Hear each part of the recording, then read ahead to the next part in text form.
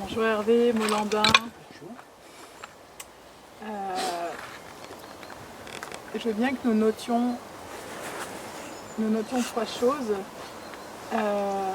Est-ce que tu peux nous dire comment ça s'est passé de passer de la capitale, de la Borie traditionnelle à la Porte des Étoiles? Que s'est-il passé?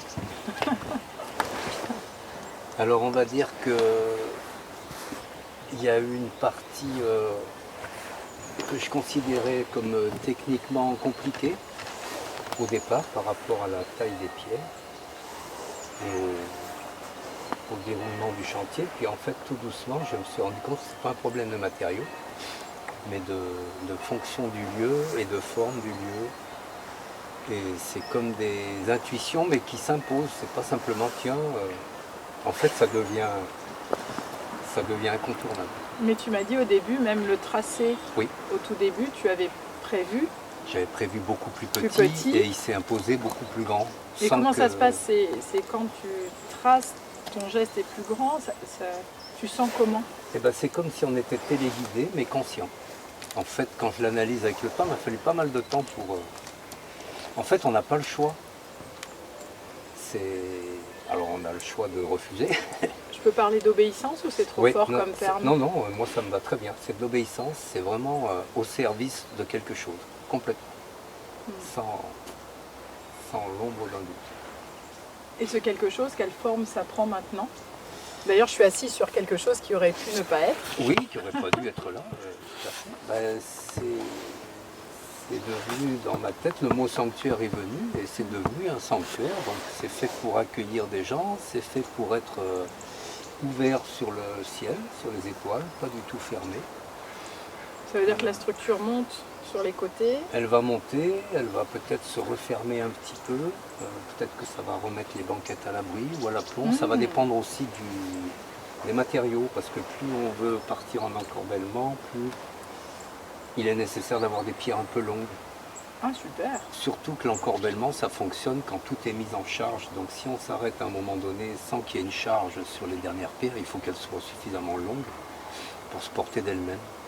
Alors c'était intéressant parce que hier Bertrand est rentré et après il m'a redit, il m'a dit c'est comme des temps d'avant les... Parce que toi tu travailles vraiment dans les cathédrales, les églises. Alors moi j'ai une formation clairement liée à l'architecture, à l'histoire de l'art, à l'histoire des hommes Mais dans des bâtiments, enfin on n'a jamais eu accès, sauf en aidant quelquefois des archéologues, à ce type Ah oui, de construction. parce que ça c'est avant. Ah, c'est avant. Avant. C'est avant. Avant. Ça n'a pas d'âge finalement. Ça. Donc se regrouper en cercle. On le datait du néolithique et le néolithique on l'emmenait jusqu'à 5000 ans. Aujourd'hui on est à 50 000 et on continue de découvrir et c'est toujours les mêmes choses et c'est déjà là. Donc on revient à la source. Et le lien entre le dragon, puisqu'il y a un dragon un peu en amont, le lien entre le dragon et ce lieu. Le dragon c'est clairement un gardien. C'est clairement un être, pour moi, qui a toutes les connaissances, à la fois de la Terre, de l'univers et de l'humanité. Donc c'est quelque chose, c'est un être qui nous garde, qui nous aide, qui nous protège et qui nous empêche d'aller dans les excès. C'est comme ça qu'on le considère souvent comme un destructeur, mais en fait c'est vrai qu'il peut être destructeur, mais c'est face à la folie des hommes finalement, pas tellement... c'est pas orienté, il n'y a pas de méchanceté, il n'y a pas d'agression, c'est quelque chose, c'est un être qui protège. Et alors tu nous as dit que quand tu as commencé à faire le dragon, tu m'as dit il y a un problème, alors je suis venue te voir et je t'ai dit c'est quoi le problème, tu m'as dit c'est pas un dragon, c'est une dragonne. Ouais. Ça c'est pareil, c'est venu comme ça, donc aujourd'hui je fais beaucoup plus attention à ces intuitions, à ces choses qui passent, parce qu'en fait elles sont primordiales, c'est elles qui définissent tout. Alors le dragon c'est nouveau, mais quand même la vouivre elle était déjà présente dans ta Sainte Marguerite et ça date d'il y a plutôt longtemps. Mais la vouivre on l'appelait aussi le dragon, hein. On l'appelait aussi le dragon de la terre, l'échine du dragon, c'est lié, c'est pareil, c'est une des représentations, elle est partout dans le monde, elle est liée aux éléments directement, le dragon aussi, il y a des dragons asiatiques, ils ont chacun leur élément, enfin tout ça c'est indissociable. Donc oui, c'est les énergies de la Terre, c'est tout ce qu'il y a dessous, cette formidable énergie qui est dessous. Donc tu nous parlais des étoiles, mais aussi de la Terre. C'est un mariage. Donc au départ, on était parti sur quelque chose de fermé, de très tellurique. Aujourd'hui, c'est un équilibre. Ouais. C'est un mariage. Et tu vas connecter, si j'ai bien compris, même physiquement, le dragon. Oui. C'est pareil, les images sont venues et en fait, ils sont connectés. La queue va continuer en pierre, elle va venir épouser le... Alors c'était intéressant puisqu'il y a 3 personnes qui ont rêvé les mêmes images et nous sommes, il y a plusieurs, je pense à des ethnologues principalement qui, au niveau de l'histoire de l'humanité, il y a parfois des émergences, c'est compliqué de dire telle personne a inventé telle chose parce que sur la planète Terre, au même moment, à des temps où il n'y avait pas forcément des caravanes, il y avait vraiment des émergences de compétences au même moment. Et là, dans un milieu plus petit, nous l'avons vu, puisqu'en quelques jours, plusieurs personnes ont eu... il y a eu comme un...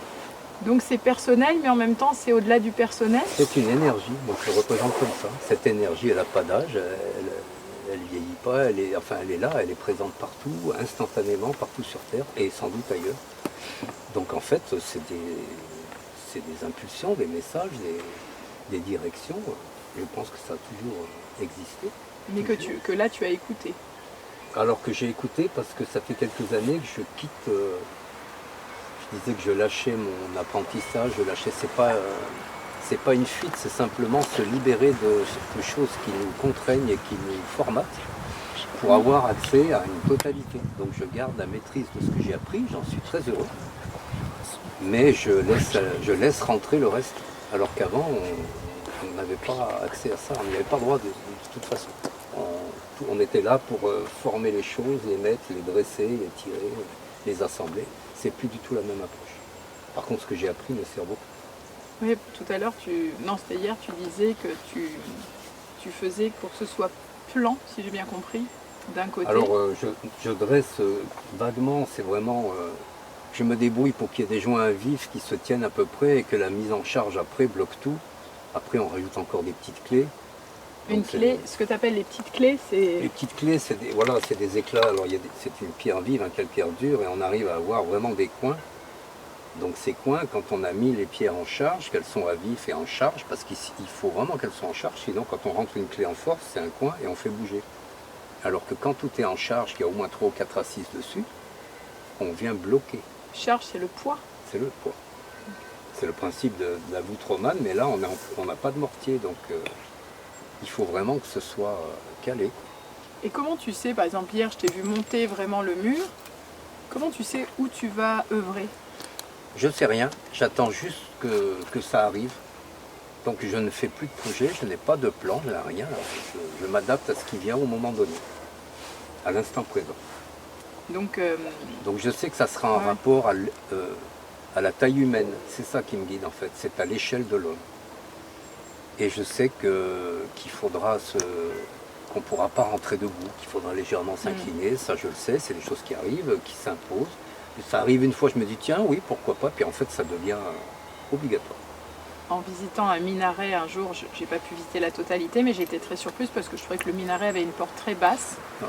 Et la personne m'a dit, mais non, parce que je dis, est-ce que les gens ont grandi? Tu vois, je pensais à la taille des lits. Et il m'a dit, non, pas du tout. Un minaret classique, tu dois toujours d'abord t'incliner pour pouvoir ensuite monter et évoquer loin. Donc j'ai trouvé ça tout à fait pertinent. Ça s'impose ici aussi. Donc tu parles d'obéissance, tu parles d'être au service. De ce qu'il y a de meilleur, hein. On est bien d'accord. Oui. C'est vraiment, c'est pas une soumission terrible qui nous contraint, c'est juste se soumettre à la beauté, à la grandeur, on en fait partie. Donc, le dragon qui est un gardien, écoutez, est-ce que je peux aller plus loin en disant qu'il y a une forme de prière ou de méditation? Complètement. Méditation, c'est clair, et ça va au-delà parce qu'il y a vraiment un côté sacré. Oui. Tu peux nous redire le lien qu'il y a entre les tailleurs de pierre et Notre-Dame? Et la Vierge? Et la Vierge, oui. J'ai pas mal perdu, j'étais très au courant à une époque de tout ça, j'ai laissé, c'est pareil. Qu'est-ce que tu ressens? C'est plus pas tellement la théorie, mais... Non, mais les tailleurs de pierre ont eu au début du gothique, alors avant aussi, mais au début du gothique, il y a eu la construction des cathédrales, ça a été un élan vraiment formidable en Europe, un peu partout, mais la France a été... particulièrement... Ah oui, je pense qu'elle était un fer de lance. Donc les tailleurs de pierre ont acquis à cette époque-là un statut très particulier.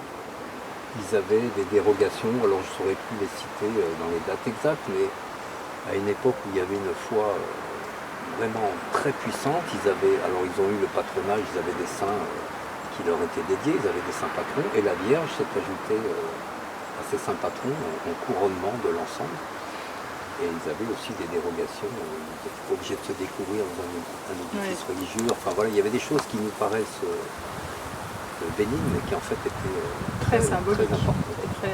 Et Et ils œuvraient déjà anonymement jusqu'au gothique flamboyant.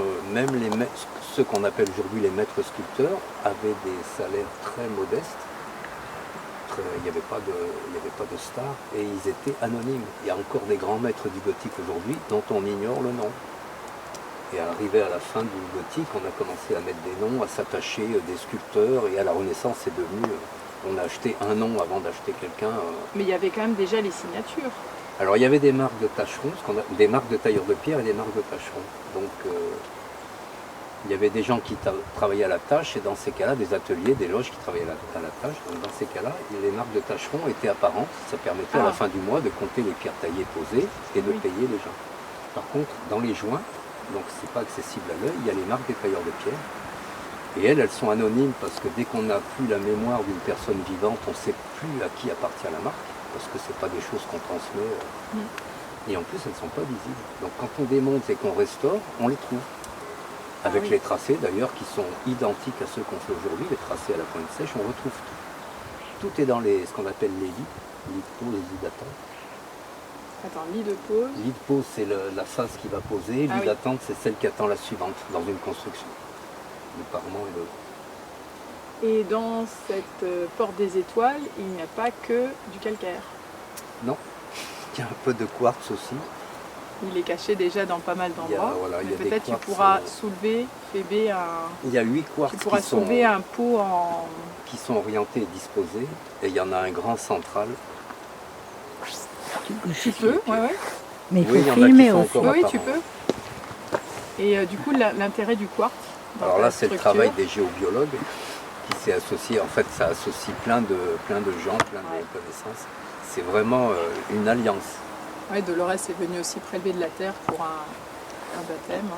C'est un lieu qui rassemble des savoirs. Roger des nous gens. disait aussi, mais peut-être nous le rajouterons dans une autre vidéo, voilà, qu'il y avait aussi une fonctionnalité en fait, des fonctions qui pouvaient être activées. La pierre du coup est vivante, vibrante, mais aussi enseignante, elle est aussi...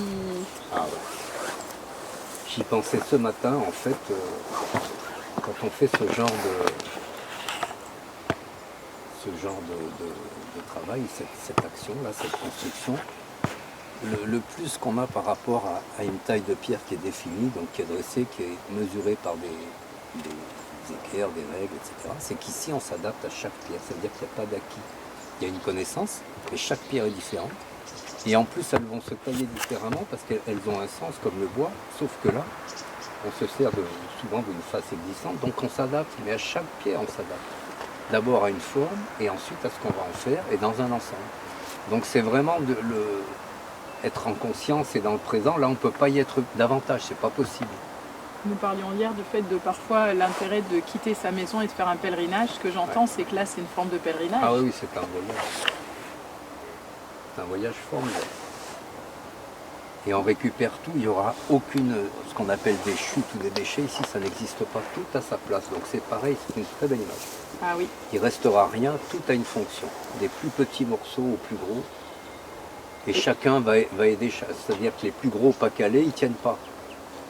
Donc même les petits insignifiants, ils sont indispensables. Indispensables. C'est du calage. Donc l'image, elle va loin aussi. Et toi, ça te fait quoi quand tu... Alors peut-être c'est plus lié à tout ton travail quand tu sculptes les cœurs ou... Qu'est-ce que ça... Est-ce que finalement le travail de la pierre à l'extérieur travaille le bonhomme à l'intérieur? Complètement. C'est devenu... c'est presque une drogue en fait. Et c'est vraiment... c'est un magnifique lâcher-prise. On a... Enfin oui, on se fond dans un ensemble en fait. On disparaît. Ça c'est vraiment... Et finalement, en disparaissant, est-ce que c'est pas quelque chose qui disparaît du moi, mais finalement quelque chose qui apparaît d'autres... En disparaissant, on devient... on est partout. Partout à la fois. Unité, ça te parle? Complètement.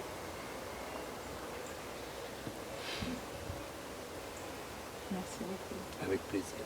Est-ce qu'il y a quelque chose qui te paraît important de partager que... Ah si, la porte, parce que c'était quand même... La porte, il y a vraiment une... Enfin, il y a vraiment... Oui, je te disais la dernière fois, peut-être vous ne le voyez pas, mais pour l'instant, la porte des étoiles est encore ouverte. Il y a un mur qui n'est pas apparent. Mais assez surprenamment, pendant quelques semaines, les gens passaient n'importe où. Et là, depuis quelques temps, il y a quelque chose qui s'est... Et c'est pas une histoire de hauteur, parce que la porte n'était pas encore assez haute, mais là, vraiment, les gens contournaient, même ceux qui arrivaient par là. Tout d'un coup, ils contournaient et ils rentraient... Il rentrait par la porte. Sur certains plans, elle était présente, y compris sur le volume. Donc ça joue, il y a une onde de forme qui se crée. Donc ça existait déjà, ça a pris beaucoup de puissance parce qu'elle est montée. Par contre, au niveau de l'énergie, il s'est passé quelque chose parce qu'elle devient, c'est pareil, le passage devient une obligation. Enfin, on ne peut plus passer ailleurs, il s'impose. C'est génial parce que Phébé, la lumière revient, donc si jamais tu arrives, parce que c'est magnifique, le passage s'impose, il y a une onde de feu, mais il y a aussi la couleur qui a changé. Oui, oui, la pierre elle vit, et elle est pleine d'oxyde, les parements vont se recolorer, se repatiner. Là c'est de la chimie. Et tu as même fait des pierres roses. Oui, alors il y a des pierres qui ont... On le voit ici, il y a eu pendant longtemps cet endroit a été utilisé pour brûler, je pense, des végétaux. Ah. Donc on le voit, ça veut dire que la pierre quand elle chauffe, elle prend souvent cette teinte. Alors c'est pas forcément le cas partout, hein. Ça peut l'être aussi au niveau géologique, mais là, il y avait un foyer, il y a eu un foyer très longtemps. Et pour qu'un calcaire puisse comme ça, c'est que ça a chauffé fort. On voit dans les vieux édifices, quand il y a eu des incendies, on voit les endroits. On voit quand l'incendie a détruit le bâtiment qu'on a réemployé les pierres, parce que du coup, c'est plus un foyer, c'est des pierres disposées dans l'ensemble. Donc on peut savoir qu'un bâtiment a été reconstruit avec des pierres d'un autre bâtiment qui a brûlé. Enfin, on trouve tout. C'est drôle parce que s'il y avait un foyer, je me disais que le foyer en médecine chinoise, c'est le cœur. Ouais. Et que là, c'est de nouveau un foyer, mais un autre plan. Je croyais longtemps que le lieu, ça serait un lieu physique. Enfin, physique, bien sûr, c'est un lieu physique.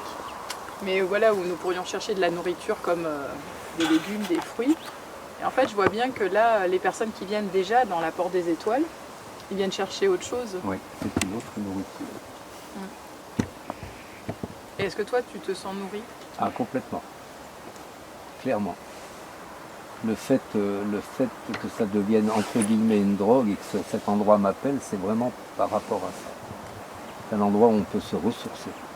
Et il y a quelque chose, je veux bien que tu viennes avec moi vers la porte, il y a quelque chose que tu m'as dit aussi, quand tu as commencé à dessiner le tracé de la Porte des Étoiles, mais peut-être nous donnerons le dessin à Michel, c'était vraiment intéressant. Il y a des fois, c'est arrivé en rêve. Alors oui, moi je sais plus, j'essaye même plus de mettre un mot sur un rêve, une intuition. En fait, c'est quelque chose qui rentre à l'intérieur et qui sort plus, qui devient, qui fait partie de nous en fait. Donc on peut si on est tenté mentalement de l'analyser ou de, eh ben en fait ça sert à rien parce que même quand on veut le bouger, le tourner, en fait ça revient à sa place systématiquement. Donc on peut rien faire en fait. C'est comme ça, si on peut le refuser. Voilà, on peut le refuser. C'est parfait. Ah oui, vraiment. Phébé, du coup, tu pourras passer de ce côté. Je sais pas comment, mais non, que toi, Hervé, tu restes devant la Porte des Étoiles et là, moi, je pars. Parce que ce que j'entends aussi, c'est que pour l'instant, nous sommes toujours venus la journée. Mais je me dis que ça sera intéressant un moment, quand ce sera le moment de venir la nuit, quoi. Ouais. Et comment ça t'est venu la pierre du milieu? Comme le reste. Sachant que c'est le lieu qui l'a donnée, oui. Puisqu'elle était, c'était un trou pour un arbre, et que... Il y a quelque chose de central, donc le cercle ça ramène à l'unité, et je pense qu'il y aura quelque chose qui fera penser à l'unité au centre, ou qui le définira, ou qui le... C'est comme dans ma tête, c'est un peu comme un émetteur-récepteur. Ah, donc je sais pas, je sais pas comment ça va diffuser les choses. Je pense que ça va. Le cercle, on est prévu pour être en cercle ici, donc l'attention sera au centre. Oui. Elle sera là pour recevoir, mais aussi pour diffuser. Et tu as fait des yeux, il m'a semblé. Oui. Ça pareil, tu as une... je n'ai pas d'explication. Et il y a un linteau. Alors attends, peut-être je vais le prendre. Ah oui, peut-être parce qu'il est peut-être plus lourd que je ne pense. Ouais, c'est l'équivalent d'un petit linteau, mais il est là que pour l'image, il n'est pas là pour la structure, il n'a pas techniquement le... Oui, c'est pas un linteau sans la structure, mais par contre, ça me paraissait important parce qu'il y a un lien entre le centre et le linteau. Enfin, il m'a semblé. Ouais. Les vagues, la sinusoïde, les étoiles.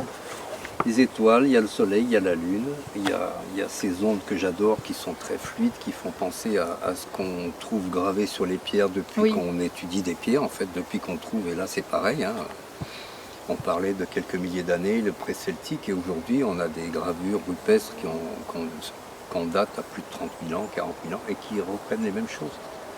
Donc c'est vraiment l'essence même, je pense, de l'humanité. Mais ce qui est génial, c'est d'entendre parler de fluidité dans la pierre, quoi. Ah oui, mais la pierre, elle peut être à l'état liquide, hein, on l'oublie, mais quand on regarde des formations géologiques, quelquefois, on voit des vagues. Alors, c'est pas le même rythme de vie, mais on a des vagues. Dans la lave, alors la lave, c'est plus accessible parce qu'on le voit. Mais c'est qu'une question d'état et de temps, de durée. Un mouvement de vague en pierre, il prend peut-être des millions d'années, c'est tout. C'est ça. Oui, c'est tout. Voilà.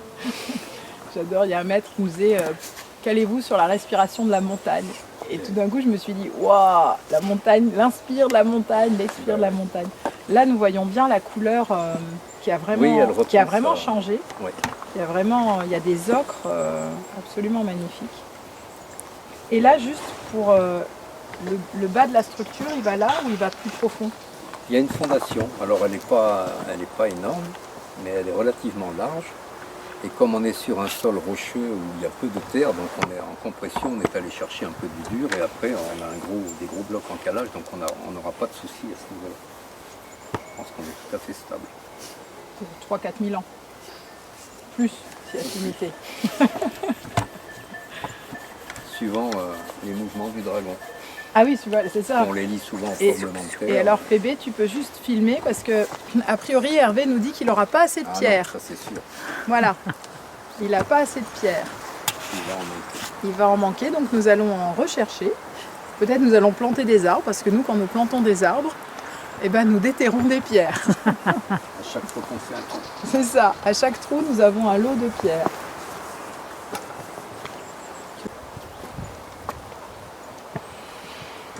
Moi, j'entends beaucoup de passion, beaucoup d'amour, beaucoup de prières et finalement des outils relativement peu finalement. Le B.A.B.A. En fait, on peut tout faire avec très peu de choses.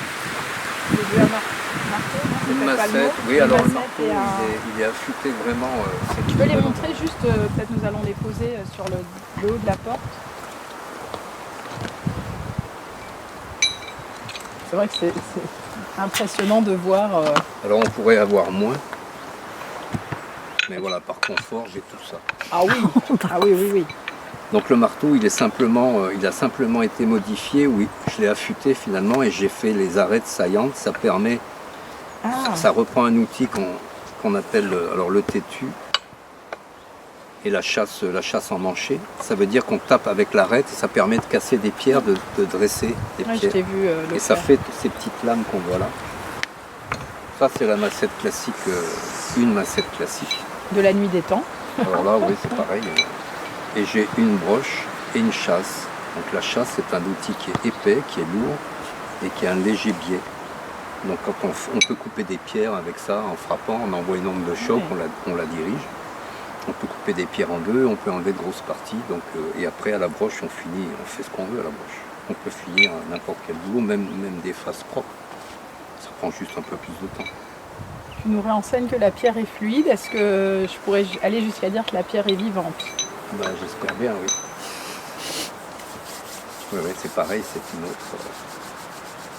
Elle vibre à sa manière, à son rythme, et c'est à nous de nous adapter. Mais comme on doit s'adapter au végétal, à l'air, à tout, en fait, il faut juste s'ouvrir et se poser, changer de rythme.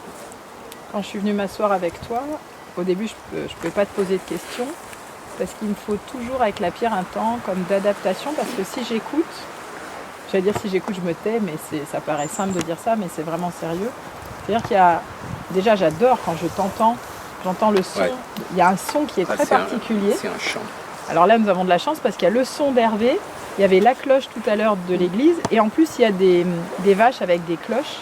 Et donc il y a vraiment une sonorité au niveau cristallin qui était magnifique. Mais il y a aussi ce temps du silence. La pierre, il y a comme une invitation à... Ou alors je sais pas, une profondeur. Peut-être je me trompe, c'est peut-être pas le mot silence, mais profondeur. Si, moi le silence me va bien. Et enfin, c'est ce qu'on entend par silence. Et c'est directement lié à ce rythme. En fait, on change de rythme. Et sans le silence, c'est compliqué finalement. On est là pour ressentir. Donc dans le silence, on a accès à beaucoup de choses qu'on zappe si on passe à côté, si on est pris dans autre chose. C'est pour ça que je ne pourrais pas écouter de musique ici. Ou alors peut-être à un moment si quelque chose s'impose. Mais ça sera différent, ça sera jamais ludique, ça sera pour compléter quelque chose, une ambiance ou pour aller quelque part. Donc ça rejoint les profondeurs. Complètement. Il y a une notion de consécration, je peux dire ça comme ça. Ah oui, oui, oui. Comment tu pourrais nous dire, enfin c'est le mot qui me vient, mais... Eh ben moi j'ai fait dans ma carrière des travaux techniquement très compliqués. J'en ai fait qui étaient au niveau de l'ornementation, ce qu'on pourrait dire très beau, très fouillé. Mais pour moi la consécration c'est vraiment ça. C'est de revenir à la source et de se dépouiller de tout ce qui... Et c'est pas un jugement. Hein. Ah non, non, non, j'entends. Mais c'est vraiment revenir à la source. Donc pour moi c'est une consécration clairement. Voilà. Et par rapport à la pierre, il y a aussi une odeur. Ah. Et notamment quand Hervé... Elles ont leurs odeurs et celle-ci en a une assez forte. Oui. Merci Cécile. Alors je ne sais pas si c'est du gaz qui est emprisonné. J'avais eu le cas dans une pierre de taille, un calcaire oolithique où on s'intoxiquait carrément. À la fin de la journée, on taillait toute la journée et là il y avait vraiment des petites bulles et on dégageait un gaz qui devait dater de très vieux. Et oui, c'était une odeur forte, on sentait cette odeur, on s'en imprégnait, les habits sentaient ça. Et là, on l'a, mais bon, c'est très volatile, on est dehors. Mais on le sent clairement. Mais quand tu coupes, on sent. Oui, quand à chaque fois qu'on taille, qu'on enlève, il y a cette odeur qui sort. Alors, c'est marrant parce que nous parlions de la vue, et là tu parles de l'odeur, mais c'est vrai que parfois, il m'arrive, quand je te regarde, j'allais dire discrètement, quand je peux, il me semble que tu caresses les pierres parfois. Oui, c'est des matériaux, donc c'est très physique, c'est même très sensuel. Mais il me semble que tu les, je sais pas comment dire, tu les... Enfin, je t'ai vu même tout à l'heure, carrément, tu taillais une pierre, tu l'as posée, mais immédiatement, tu l'as carrément retournée. Boum. Oui, et puis on s'imprègne de leur volume, en fait. Ah oui, tu veux dire corporellement.